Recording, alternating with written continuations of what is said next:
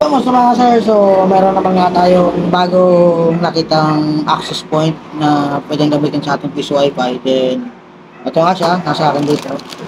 So, i-review natin, then papakita ko sa iyo kung ano yung itsura po. Okay, para may idea po kayo.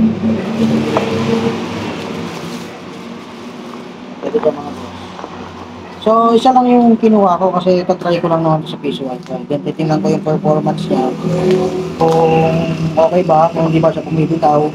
Once na lumayo ka na, dapat lang online games tayo. Kailangan mo talaga yun. Dapat maganda yung connection.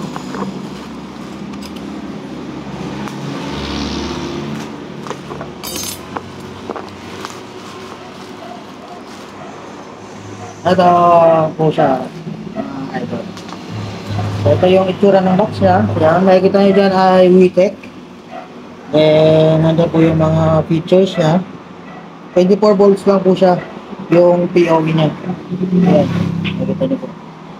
Then, ang maganda po nito, mas mura po ito kaysa sa Compass. So, mas ano siya, budget meal kung ano, tingnan. Siya.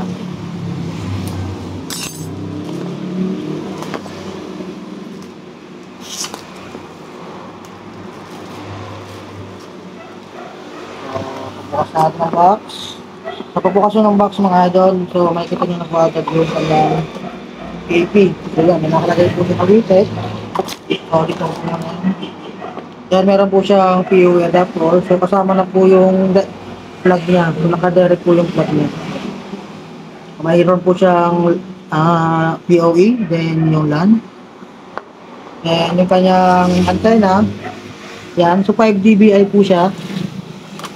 Then meron po siyang extra na UTP cable. Yung pinaganagan niya kasi may extra UTP cable siya. So maganda po siya pag magte-test tayo para magagamit.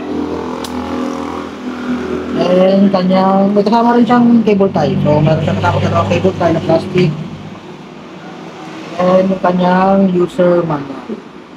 Yung guide. So pakita ko po sa inyo yung pinaka-AP mismo. So, ito po yung design niya. So, para siyang merong ganyang lining. Yan, itsura niya lining. Then, yung pangalan na WeTech. Then, sa likod po yung kanyang parang indicator kasi sasaksak yung 1 port din yung LAN port. Then, binuksan po natin siya ay yan. So, meron po siyang supply na 12 volts. Kung di nyo siya padadaanin sa ano yun, sa PoE, yung power niya, so pwede po siya, may individual po siya na port para sa yung adapter. Yan po siya. So much better pa rin naman yung ano. Kanya LAN ports na yung magiging supply niya, para isang wire lang. And sa gilid niya, sa right side, so makikita nyo lang yung kanyang mga indicator light. Kaya na po siya kaganda. So, mukhang premium naman po yung pagkagawa. Hindi naman tinipid siya sa materials. Yung abs, yung plastic niya din, medyo makunat siya mga boss. Matigas. So, maganda naman po siya. So, yan lang muna mga idol. So, kung sakasakaling gusto nyo malaman kung saan ko binili, so comment lang kayo dyan sa baba, then bibigyan ko sa inyo yun. So, yan lang muna mga boss. Peace out.